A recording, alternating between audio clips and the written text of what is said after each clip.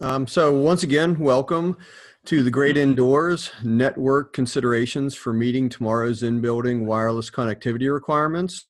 My name is Jason Marcheck with Layne Bridge & Associates. I will be today's moderator, and we'll just get started by briefly reviewing the agenda. We're going to take a second to introduce today's speakers, and then the format of the presentation is going to be 5 burning questions about the indoor wireless connectivity space that we've uncovered in the process of writing the report that goes along with this webinar. And so just a couple reminders before we jump into the presentation. Everybody will have the opportunity to download the paper that goes along with this webinar and kind of serves as the accompaniment to it. We will also be posting this presentation, and anybody who is on the webinar right now will receive these slides automatically. The webinar will also be archived for on-demand viewing later on in a day or so. So if you have any colleagues that missed the event and would like to do it, it certainly will be archived for later viewing. And then throughout the presentation, you'll notice a Q&A widget on your dashboard there. Please feel free to enter questions as they come up. We're going to present for about 45 minutes, and then we'll reserve the last 15 minutes or so of the event to answer your questions. So feel free to enter questions as they come up into your mind, and we'll begin taking questions at the end of the presentation. So with that, I think we're going to just go ahead and get started. So as I mentioned, we're going to go through these 5 burning questions that we pulled out of the report on in-building wireless, and we'll dive in to those certainly. But first and foremost, I'd like to give our panelists a minute to introduce themselves. We have 2 great panelists from 2 great companies. And so, Mike, if you want to get started and tell us a bit about yourself. Sure. Thanks, Jason. And thanks everybody who's taking the time to attend today's webinar. Greatly appreciate your being here and your interest in the topic. My name is Mike Cliato. I'm the Director of Marketing for Corning's in-building networks application. I joined the in-building wireless space in 2004 with a company called Mobile Access Networks, and did some pretty innovative things at that company. Then left Mobile Access and was the head of marketing at another DAS OEM, and came back, joined Corning about a year and a half ago. And as for Corning's place in the in-building industry, just a couple of things. We've really got a history of firsts within this sector, from our first with our low-loss fiber for communication solution, first multi-band, multi-operator DAS platform, the first carrier-approved enterprise small cell network, and I would submit the first end-to-end multi-operator middle prize or enterprise solution when you combine our Spider Cloud eRAN solution with our Corning One distributed antenna system platform. And just one quick comment, I absolutely love this title, the Great Indoors, and I would submit that it's a great time to be in the in-building wireless industry. We've been a little bit of a lull over the last couple of years with sort of the post-LTE and pre-5G activities, and there's been this focus on the mature large public venue segment. But you look at 5G and CBRS, Wi-Fi 6, RAN innovation, and other opportunities, and the opportunity and chance for us to really go after and unlock this immature enterprise market segment. Again, what a great time to be in the industry. So thanks. Look forward to the discussion today. You bet. Thanks, Mike. We're looking forward to hearing from you. So next we have Chris Wallace from Ericsson. Chris, would you like to say a couple words? Yeah, thanks, Jason. Hi, it's Chris Wallace. I'm a strategic product manager here with our indoor wireless product line at Ericsson. So primarily, this is our radio dot system, and we're really excited. We've seen so much increased momentum globally in building high-performance indoor networks in really across multiple sectors of the industry. I really appreciate everybody taking the time to attend the webinar, and looking forward to sharing some of our thoughts and ideas on how we see this market developing over the next couple of years. Outstanding. Thanks so much, guys. So we will just jump right in, and I think Mike hit on it a little bit, why the great indoors, right? There's a lot of focus in the industry on on, frankly, outdoor use cases, autonomous vehicles, and, making sure that we have public spaces covered, be it whether it's, city squares or whether it's large entertainment venues. But if, a lot of us here are at work, and most of us are probably indoors listening to this webinar here. And so obviously indoors are where most of us work. By 2025, a lot of the workforce is going to be digital native employees. So folks, obviously, you've grown up before the time that mainly ubiquitous connectivity existed. And so we're definitely going to have superior indoor mobile networks in order to meet what, a lot of IT departments, a stat right here, believes is the most essential technology that are going into their networks today. And so whether you're working in a cube farm, whether you're working on a trading floor, whether you're working in kind of a WeWork space, I think it's clear to a lot of us in the industry, and it's going to become increasingly clear to building owners and building tenants that ubiquitous high performance connectivity is going to be an absolute requirement for the business imperatives going forward. And so what we're going to do now is go through some of the key factors that we think are going to be important and come into play. So the first question is kind of, before we get into the technology, I'd like to start a little bit by talking about the services that are basically going to make a comprehensive in-building wireless network a must. And so, if we can just kind of kick things off with Chris to share his views on what service evolutions or what's coming down the road that's going to make ubiquitous connectivity a must.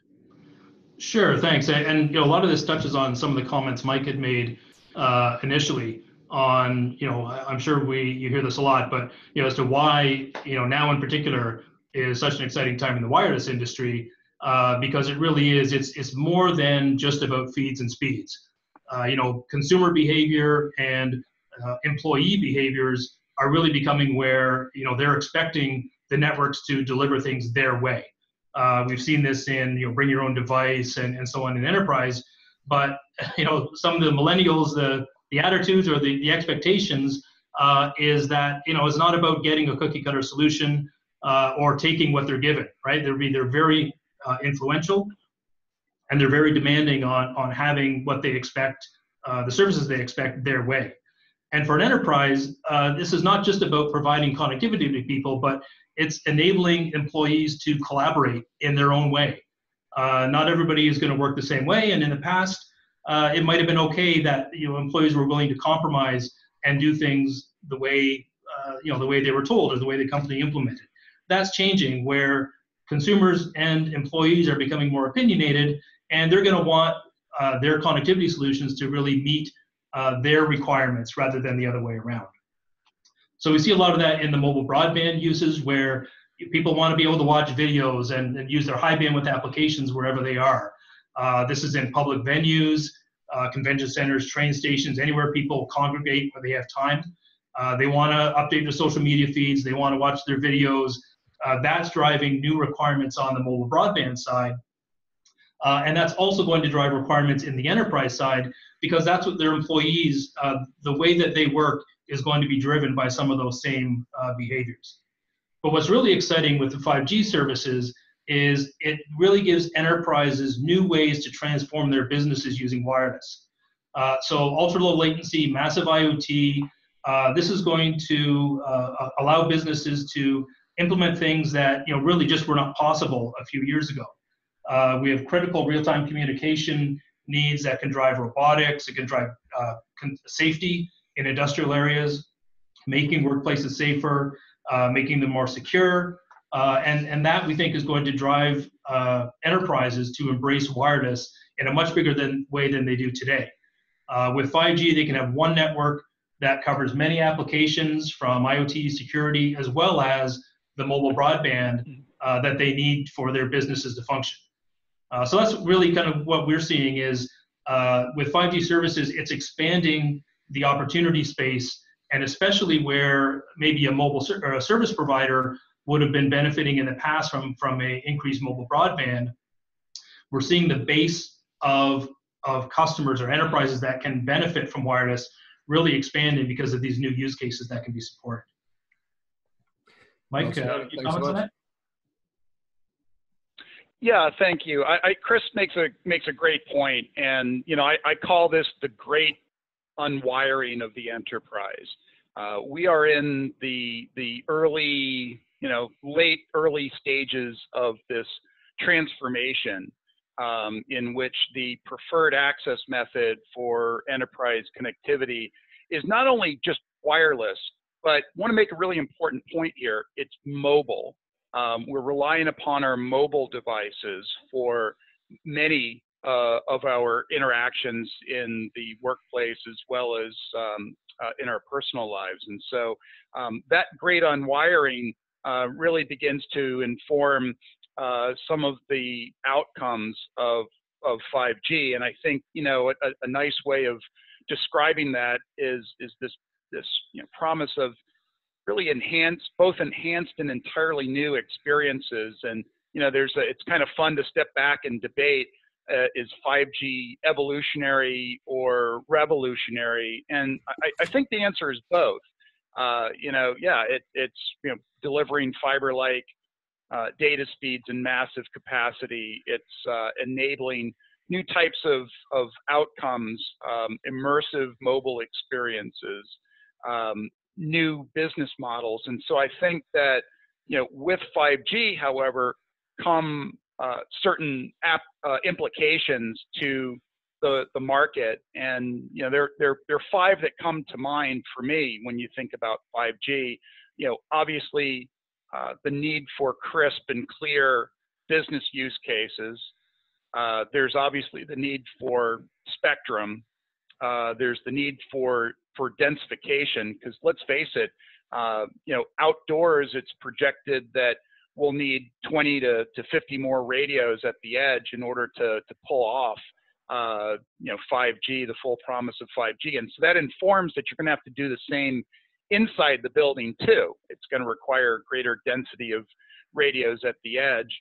But the two that are really interesting to me, that perhaps, Jason, we could camp out on a little bit further, is the need for RAN innovation.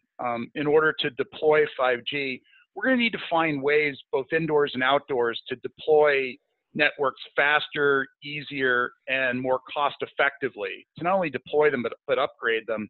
But the thing that I find that's very fascinating is that with the promise of fiber-like speeds and massive capacity, it also informs the need for fiber backhaul. And I would submit that backhaul may be on equal footing in terms of importance and criticality as spectrum. Yeah, I would, that's an interesting point. I mean, transport in general, I think, has become seen as kind of the third leg in the stool. There's radio access and there's a core, but there's also this transport that has to go, especially now that we're talking about, ultra low latency and, cloud RAN and mobile edge compute and all these things. Transport becomes an extraordinarily important piece of the puzzle. And I think that in an in-building situation, some of that, has to do with the wiring of the building. And that it's a nice segue actually to our first technology question, and that being DAS. Obviously DAS is has a huge role to play in building connectivity. Most large stadiums, most large entertainment venues, convention centers, airports have some level of DAS. But beyond, I think we're moving to the point where just having an internet connection or just having a dial tone is not sufficient to satisfy the requirements of a next generation facility. And so can we talk about some of the things that are, expected with respect to DAS that are going to help, take in-building connectivity from where we are now to where we probably need to be in the 5G era. And so maybe we started with Chris last time. So Mike, we'll start with you this time. Can you share some of your thoughts on that front? Yeah, sure. Thank you. And I guess I'd start off with the statement that DAS is not dead. It's not dying. I would submit that DAS continues to be the most efficient and effective platform to support multi-band, multi-operator, and multi-service, multi-technology requirements. But here's what DAS is doing.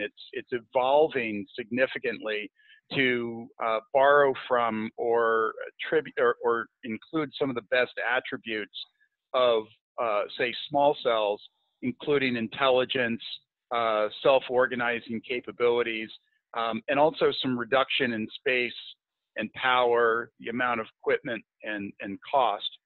To me, Jason, I see there are three fronts that in DAS innovation or evolution.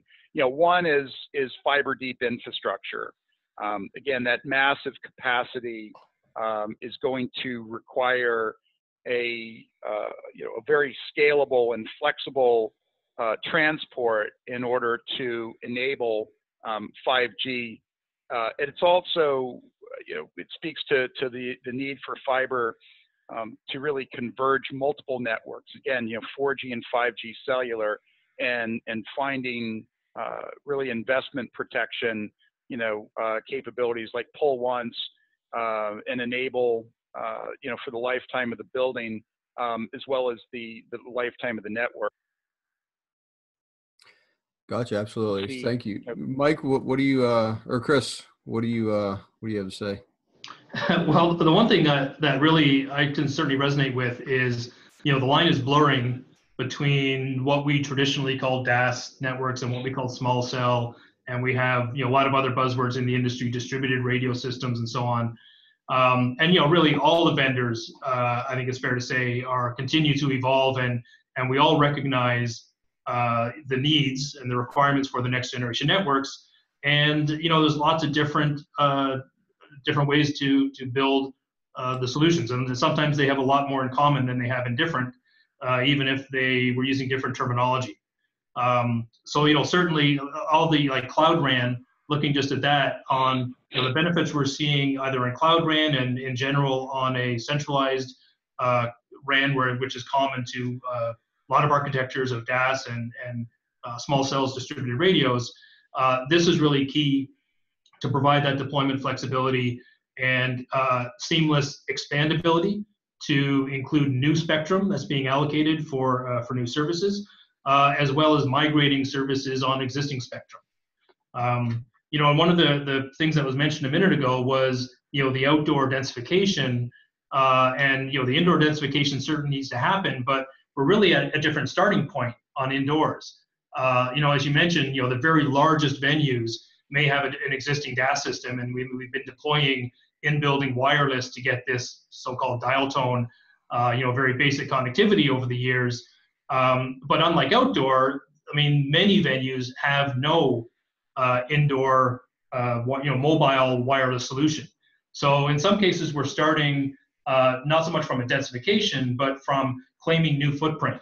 And that's really where I think we're going to touch on a little bit later, but is seeing, how, what are the factors that are driving the industry to require more of these, more indoor real estate, more floor space that have these solutions. And again, whether it's DAS, whether it's small cell, whether it's distributed radio, are different sort of technology implementations, but we're all sort of trying to achieve that same goal, to provide the services and performance that the users demand.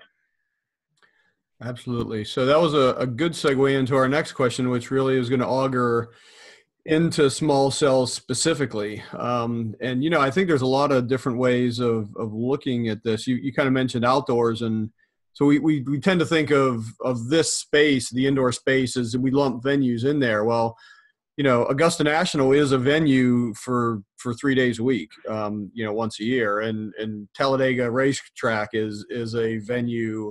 They're not indoors, but they do need the same level of connectivity that we're talking about in say like the Super Bowl.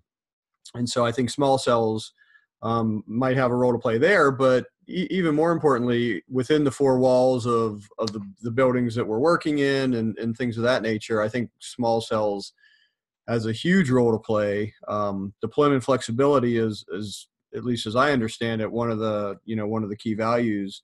But can you guys talk a little bit about, we've been talking about small cells for a long time, and there's a lot of hurdles that have to be overcome both indoor and outdoor to deploying small cells. There's a lot of work that's been done on that front, but I think there's some more work that needs to be done. And can we just kind of talk about maybe the role that small cells are going to play and what has to be done to facilitate further small cells rollout in buildings. So I guess given the kind of the back and forth, so maybe we'll talk to Chris first and then let Mike add in some insights. Sure, thanks, Jason. Yeah, and you're right. I mean, small cells, it's a little bit similar to DAS in a way, is that there's a bit of a preconception maybe on what small cells are. We've seen residential femto cells deployed by operators where they have coverage issues. And these are, one-off, little radios that sit inside a person's home. We see enterprise femto cells, these classified as small cells as well. And then we see, higher power, higher capability, small cells in the enterprise and outdoors as well. But in order to scale, we really need to see that, all the points that are on this, the chart here, flexibility on multi-carrier, multi-technology and evolution from LTE and NR. So having that spectrum flexibility to be able to adapt when new spectrum is allocated or when new technologies come online, to be able to take advantage of that. So having that system that that may be limited in that respect, that is a barrier for that solution being widely adopted in this wider sort of indoor footprint that we want to start capturing. You mentioned the stadium, and you're exactly right, is that it's in many cases indoor technology, so to speak, that needs to be applied in those spaces because the user density and the capacity requirements are so extreme. That's typically the density level that you would see in, typically indoors in an auditorium, conference rooms, and the requirements of the demand that people are putting on that network, even though it may be physically outdoors with no roof, it still needs those kind of indoor solutions. So being able to adapt indoor solutions to those multiple use cases is very important. Leveraging very low cost building practices. This can mean using more sort of IT, being able to use IT contractors to install, to design, install, and sort of get systems up and running, not require mobile operators to roll trucks out to sites in order to provide in-building service, to be able to have a wide network of system integrators and contractors that can do that work. All that's going to bring costs down, make it much more simple, and that's really going to be a key requirement on how small cells evolve in order to be able to meet this this wider market opportunity that we see. Gotcha. Mike, what your thoughts on small cells are? Yeah, Mike, I know, Corning has SpiderCloud, and you mentioned that earlier, so it's obviously important to you guys. You want to weigh in here?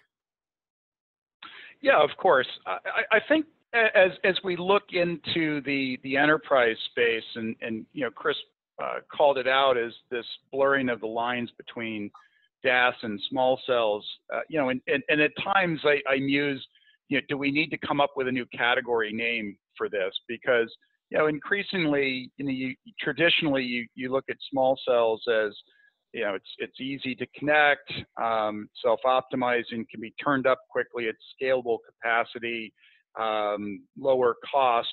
But you see the same trends on the DAS side. To just go back there briefly, again, that particularly as you look at new emerging digital architectures, that it's also easier to deploy with no PIM testing required. It's self-organizing, space and power efficiency, less gear to provide coverage and capacity in venues, and so.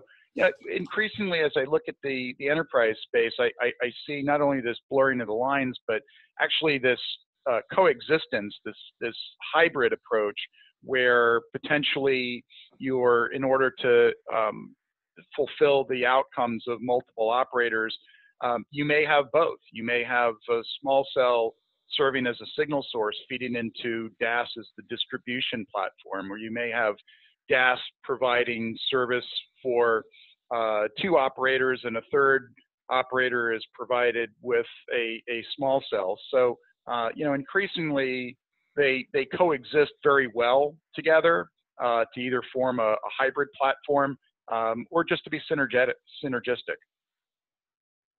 Gotcha. Thank you very much.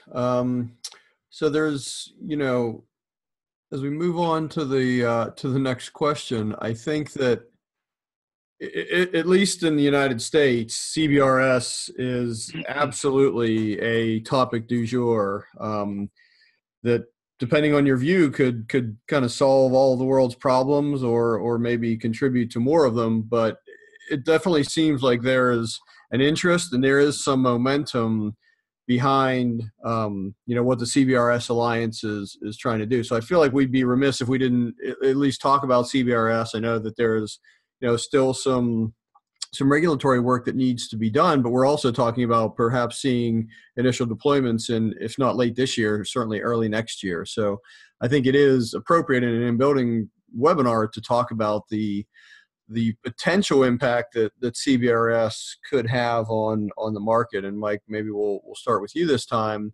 Do you have an opinion on CBRS? I'm sure you do, but what's Corning think about CBS or CBRS, and how do you see this kind of adding to the in-building mix? Well, sure, Jason. I think what's very exciting about CBRS is, as you said, it is an innovative approach with commercial use of spectrum. It's really a first of its kind, and from a patriotic perspective and invented here, very compelling. At the same time, you kind of need to bring in a bit of pragmatism to the conversation. It does at times get set up on lofty expectations and hyperbole as a magic bullet. But to me, what's appealing is that CBRS potentially has three appeals. One, for operators, it's almost akin to adding a lane to a congested highway in terms of capacity offering for operators. I think for rural markets, as we discussed earlier in one of our planning calls, Jason, is these are markets that often get overlooked by operators, and so CBRS has the potential to provide broadband 5G-like services in rural markets. And then, of course, last but not least, the enterprise. Again, a market segment that has traditionally been left behind by wireless operators, to provide an opportunity for the enterprise or the building owner to own and operate private LTE networks and potentially enable neutral host cellular coverage and capacity for their tenants and residents. It's a great opportunity. Another tool in the toolkit. Yep, absolutely. So, Chris, I know Ericsson has an opinion on CBRS and maybe sees a couple different use cases for it. Can you share a little bit about Ericsson's line of thinking on where CBS could play? CBRS, I'm sorry. Yeah, absolutely. We've, I think, really been in the forefront working with our customers and working with a much wider industry than I would say, as Ericsson than we're accustomed to in some cases. The one thing that can't be denied, every wireless operator wants more spectrum somehow. That's a given, right? In the past, though, we were really focused on licensed spectrum only. Over the last couple of years, the realization has been that that's not the only model. That's not the only model that's viable and can actually be deployed to economic advantage. CBRS, as you say, was a very innovative experiment, maybe you call it. I think the most important thing is, finally, with FCC moving definitively forward on GAA deployment, so that's the general access that would allow commercial networks to start to be deployed, and we can start to see that snowball gathering momentum now that we can actually get some real commercial deployments and have some devices available. And also good that they're resolving the issues imminently on the priority accessing. So that's going to enable both this private LTE networks and the mobile broadband with mobile operators. Those are really the pillars to have that develop. And it's great to see that we're really now finally at the point where we see that going forward. But on the spectrum side, the spectrum that's being allocated for 5G covers such a huge range. Right, there's mid-band, there's low-band spectrum right down at the very lowest ends of the cellular bands. Maybe not as relevant for indoor coverage and indoor performance, but it certainly helps drive that ecosystem. In the mid-band, like 3.5 gigahertz where CBRS resides, we see globally, we see a lot of new spectrum being opened up in that area. And not all of it is going to be strictly licensed. So being able to leverage these lightly licensed or co-licensed, or in this case, the priority access licensing, that opens up a lot more possibilities and really enables more spectrum to be allocated to 5G services. Now we also talk about new spectrum being discussed in the sub, right above the existing Wi-Fi bands, above 5 gigahertz. So that even as new unlicensed spectrum, that can now be leveraged by enterprises and by mobile operators, if you want to call it that, to expand the services as well. In the very, very high bands, millimeter wave bands, new spectrum allocations happening there. So it's great to see that the regulatory framework and the technology evangelists are really pushing a lot of new spectrum in a lot of innovative ways. And we would see the network vendors. It's our challenge to be able to provide the tools and the products that are going to allow all of this ecosystem to benefit from the new spectrum that's being allocated. So we're very excited about CBRS, and we're looking forward to seeing that expand in the U.S. And then we'll see, as an experiment, successful experiments tend to get replicated in other markets, and be interesting to see, how this affects globally the new spectrum allocation for 5G. Absolutely.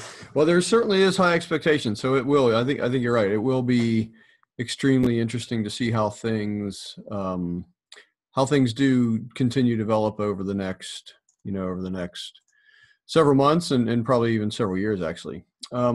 So we've talked. Yeah, Jason, before we go on, two quick comments. Number one is that Corning's ready to support CBRS today with our small cells, our Spider Cloud small cell radios.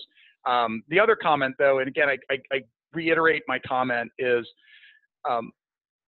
there's some irrational exuberance in the market today about CBRS's capability of magically supporting neutral host multi-operator cellular in the building. And there's still some hurdles, there's still some criteria that have to occur before that happens, but it's very promising and another exciting tool in the kit. Absolutely. And, I think we will probably revisit CBRS a little bit in the Q&A section, because I'm monitoring the questions that are coming in, and there are a few. So I think that we might have the opportunity to revisit this in just a few short minutes. But before we do, I think we started by talking about why do we need pervasive indoor wireless, and then we've talked about how can we do that. What are the technologies that are available to enable this, and we've had a nice discussion on that. Now I'd like to kind of put a bit of a capstone on the presentation portion of this webinar by talking about some of the business model implications. Who pays for this? I know that carriers are pretty excited to invest in large venues because they see not only the requirements to serve their customers, but also some of the marketing benefits that come from being the marquee sponsor for Levi Stadium, or for Texas Stadium or Cowboy Stadium, AT&T Stadium in Dallas.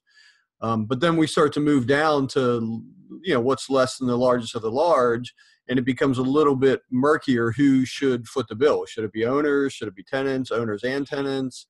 Co-investment models of carriers. Then we have issues such as short-term ROI versus long-term cost of ownership. And then you've kind of vis-a-vis that with a metric that I know a lot of commercial real estate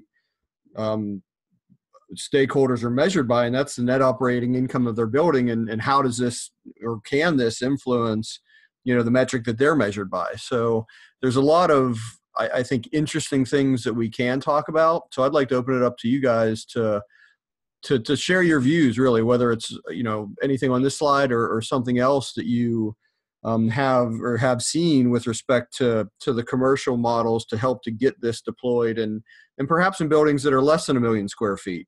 It's relatively straightforward why you want to cover the biggest of the biggest and all that. But then we're talking about 95% of commercial real estate is not, it doesn't fall into that category. So maybe we'll start with you, Chris, and just if what Ericsson's seeing, any personal thoughts you have on what type of arrangements, financial arrangements, investment arrangements can help to, to help to further this along.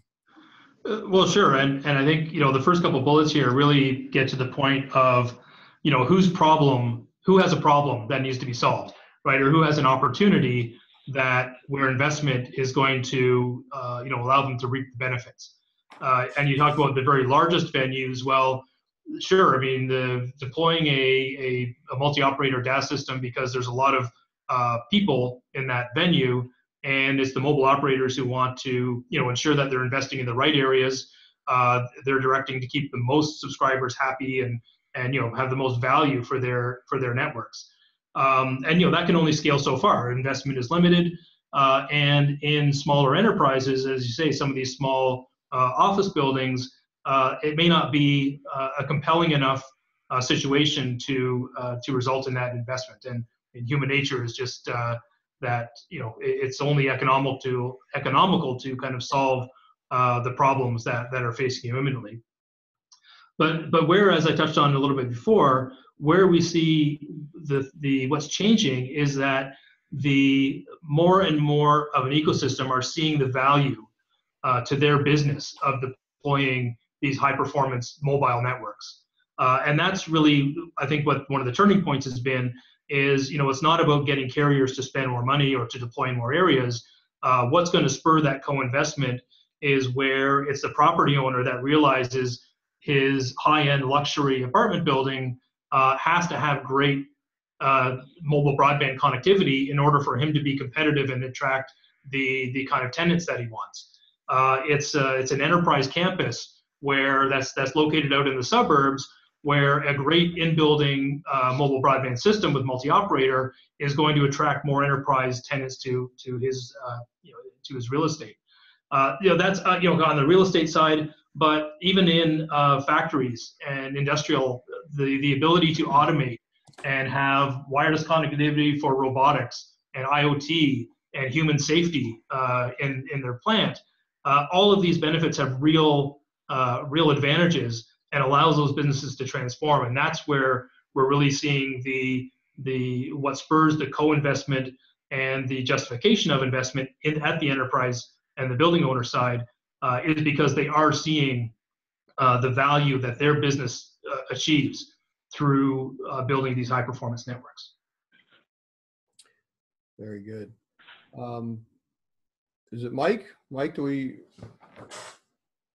Yeah, so I think that we don't change anything, or we don't change a behavior unless there's pain. And traditionally, if you look at the history of in-building systems, is that it really started in casinos and shopping malls.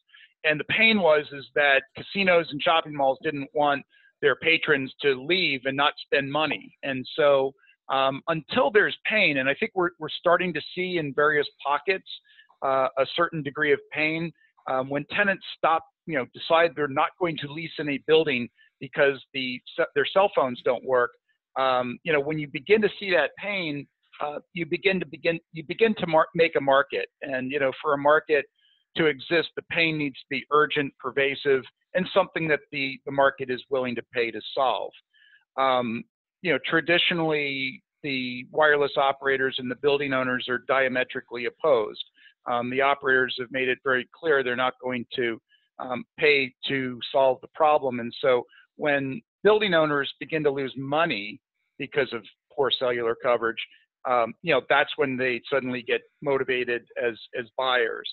I think there are three success keys that I point to for addressing this market. We're sort of camping out on co-investment, but clearly a cooperation among the ecosystem to provide cost-effective and available capacity sources to enable coverage and capacity in the building is a must. Co-investment, you've got multiple stakeholders within a building. You've got, service providers that want to offer services or compete to sell services. There's a play for them. There's a play for the tenants. There's a play for the building owner, and there's a play for the wireless operators to be on the network. So I think there are multiple co-investment opportunities. And from just a TCO or ROI perspective, we look at sort of a third success key of convergence. If you're able to do something once, in this case, wire the network once to enable multiple outcomes, you've got a winner, and you're able to provide, say, fiber transport and power, and provide RF and IP services on the same transport, licensed and unlicensed spectrum services, cellular and public safety, all on the same network.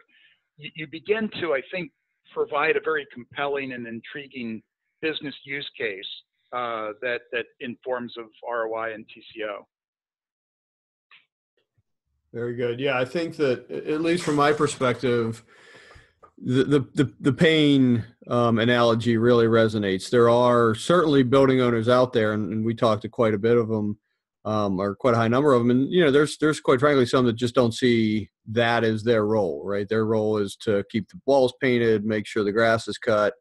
But when tenants that are increasingly digital native, just really can't rent that space because it doesn't have the connectivity requirements that they need just to conduct business on a day-to-day basis, that's when they're going to see their NOI go down. And that's when I think things are going to move relatively quickly in terms of figuring out creative ways to make sure this stuff gets deployed.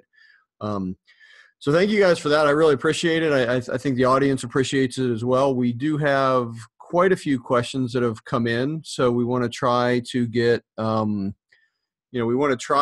get to as many as possible. And I've been reading through them as you guys have been speaking. And there's a couple here that I think are a little bit synergistic, so I'll try my best to maybe combine a couple questions and get one answer to that. But it's really along the lines of, it seems like there's been a slowdown in DAS. And why is that? And then another question I think maybe is not the same but similar is, we're talking about buildings of 1 million square feet. That's relatively, an easy use case or an easy business case to make for DAS. Is it possible to cost effectively build out coverage for not just mid-sized buildings, but small buildings, like things that are under 100,000 square feet? So I think, at least from my perspective, one of the reasons if there is a slowdown in DAS, it's because a lot of DAS has been deployed where the business case is a slam dunk. Now we have to move beyond connectivity to pervasive connectivity and high capacity operations. So that may spur an additional round of investment. But then for the smaller buildings, I guess, what do you guys tell building owners or maybe a carrier that you're working with that would like to improve their coverage throughout, a portion of, a business district, but there are mid-rises and smaller buildings? How do you consult with them, or what are some of the advice that you give them on maybe where to start? What are the first couple things you have to spend money on to start generating an ROI, and then, maybe things can domino from there. But is there a kind of a recipe that you when you're talking to prospective clients is a way to guide them through what can be kind of a journey at least at the very front end, when you're thinking about just the expense of a DAS or the expense and the know-how of deploying a pervasive small cell network that could be daunting to a lot of these stakeholders? Well, this is Mike. I'll jump in and at least start it. I think the starting point for this inquiry is, will the operator fund a solution for it? I mean, that's really the starting point for the discussion. And from there, another question is the building owner budgeted? Will the building owner fund a project? And somewhere in that mix as well is how many operators need to be supported. And I think that basic flow takes you down a path of, will the operator bring in the signal source or bring in a solution? If you're stuck picking up the tab yourself, are you willing to do that? And then defining what the need requirements are. You supporting one operator, two operators, 3 or 4 operators. Gotcha. Chris, any thoughts? Yeah, I totally agree. And I guess from the one thing that kind of tweaked when you're talking about expanding these, the million square foot building, for one thing, for the mobile operator, maybe it's a slam dunk, as you say, business case. But the business practices for deploying these indoor networks, doesn't scale down to small venues. The amount of time and effort and in site surveys and planning and fine tuning and so on in a large venue, that's a huge project, and that doesn't scale. You can't deploy 10 different venues of 100,000 square feet in the same way that with the same processes that you use to deploy one venue of 1 million square feet. So that's where we really need to see that there's more agility. Part of this is in the product design itself, where where the products are easy to deploy, they're shipped to site. It's IT grade installation practices, so you have a very large ecosystem, very inexpensive way to actually deploy that. But even in like the triage and the assessment, just as an example, we have a tool that we've developed internally, Ericsson Indoor Planner, which in some parts of the market have enabled us to deploy hundreds of sites in a matter of weeks, just because you can get a very quick triage, you can get it down to that 90th percentile.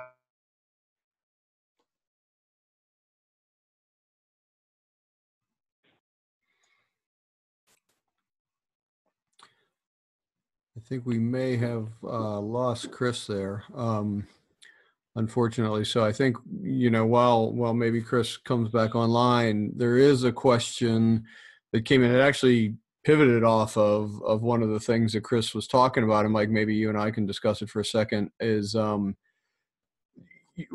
Chris was really, I think he was talking about the need to make these deployments a little bit easier on the stakeholders that are kind of involved in the equation. And, one of the promises of CBRS, and we talked about it a little bit, was, the ability to create a private LTE network, or maybe even eventually a private 5G network. Do you think that enterprise IT departments, do they have the wherewithal to run their own private networks now? Is it possible to reduce complexity enough to where, a potentially group of only a handful of individuals is able to run what, a telecom networks, regardless of how big or small it is, a complex beast. Is it possible to get it, I guess, simple enough for enterprise IT departments to take on, running their own private network? Well, that's the requirement, right? The requirement is the basis is Wi-Fi, and certainly there are certain venues that struggle with just enabling and supporting the Wi-Fi piece of it. So I think the vision and CBRS takes us closer and in the right direction to provide something that's Wi-Fi simple. And again, you look at self-optimization. You start removing some of the requirements for highly trained RF engineers, but it's not only the deployment simplicity, but the management of the network, the cost as well are all factors for IT and building IT groups to manage these things. But I heard at a conference last month the comment that I guess this continues to inform the need to simplify. Is even if the enterprise market suddenly woke up with Payne, and everybody picked up the phone and called their systems integrators to deploy a solution, and we had signal sources that were carrier approved and ready to go, is the market itself trained and ready to go to deploy and meet the demand of literally going from maybe 10 projects a year to 100 projects a year? And really that's the challenge and the opportunity for the OEMs like Corning and Ericsson and others to deploy to manufacture and provide the right solutions for the marketplace. But you're absolutely right. It's about making it easier, faster, and more cost effective to deploy. Absolutely. And CBRS does take us in that direction. Yes. So I guess one more question on the CBRS front. It seems so.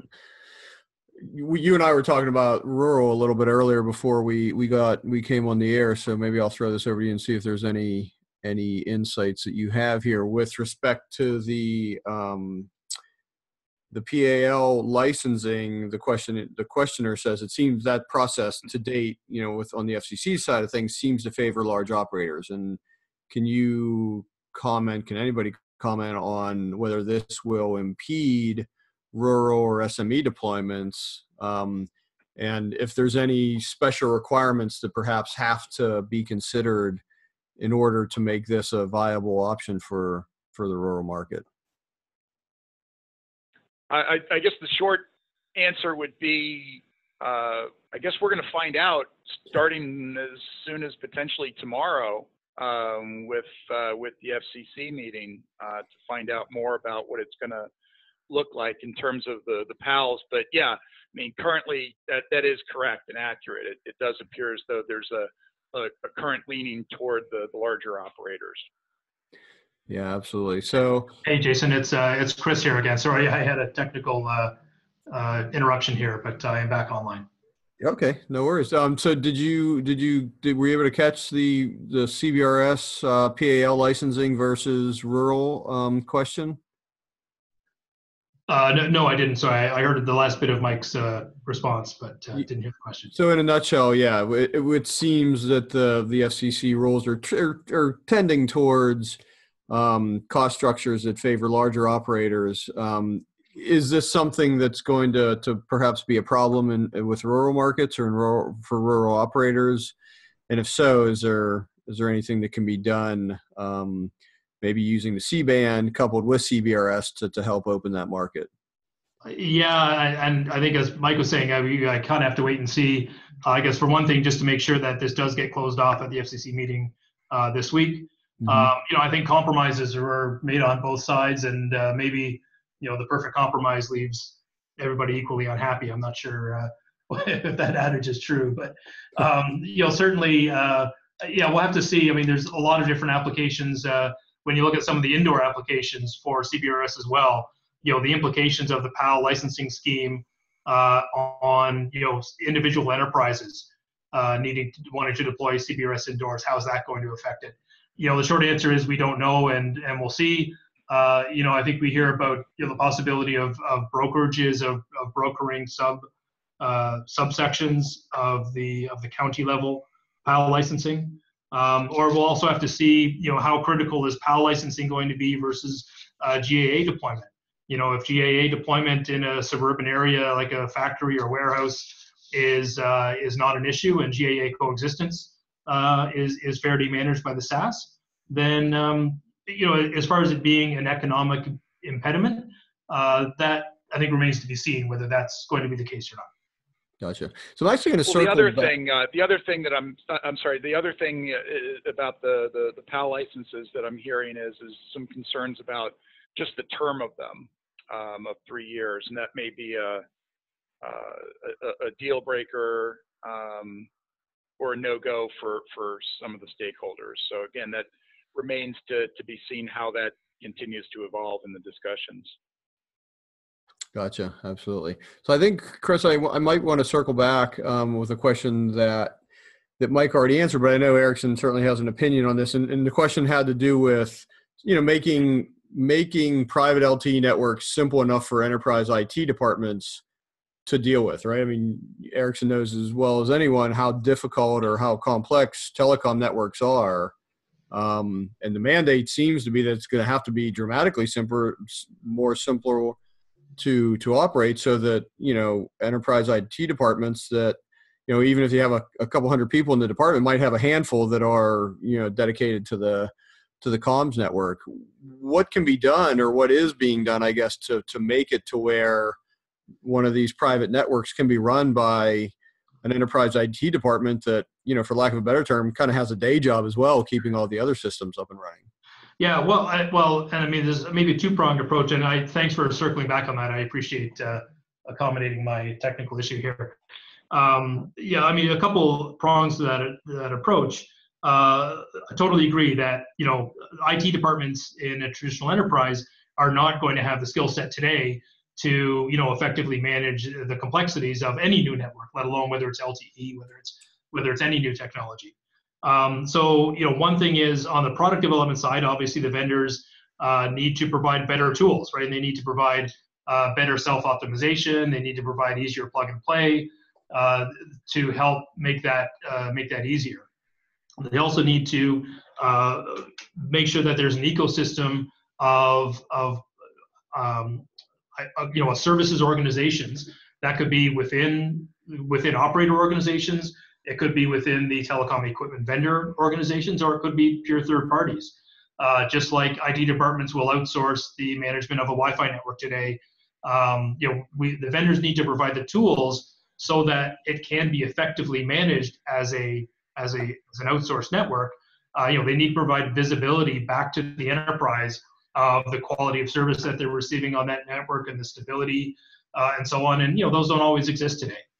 So that's really the case. I think building a services ecosystem across the board and providing the tools and products that are going to make it easier for enterprises to operate private LTE networks. Totally agree. It's a big issue, but it's one that I think all the vendors are working very hard, especially in the U.S. where we see such potential for private LTE in the CBRS band. Gotcha. Okay, thank you for that. So we actually have a really lively Q&A or a Q&A forum for this event. So that's a good sign, and it's much appreciated. We're almost at the top of the hour, so I think we can take one more question. Unfortunately, we have probably 5 or 6 that we could address. But I think this one here is a nice way of putting a capstone on things. And the question, I'll just read the question, but then, can building owners charge rent to carriers to use their in-building network? I think that you guys touched on some business model permutations that are possible, but maybe just end with a statement or two on, if you're advising a building owner, what are some of the best practices for working with an operator, assuming the operator is not chomping at the bit to come in and fund the build out themselves. Yeah, I think Mike touched on this as well, that I think there's a fair bit of hype in the industry, and again, CBRS in particular, which is this model of an enterprise or a venue kind of being their own neutral host provider, right? And they would wholesale access out of a CBRS network out into mobile network providers or other roaming partners that would be able to get superior connectivity in their venue.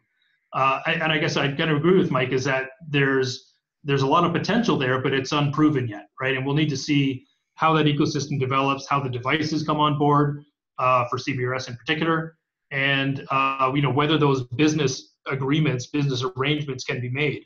As Mike said, it's all about solving pain problems, and where operators have where they have unhappy subscribers, that causes them pain.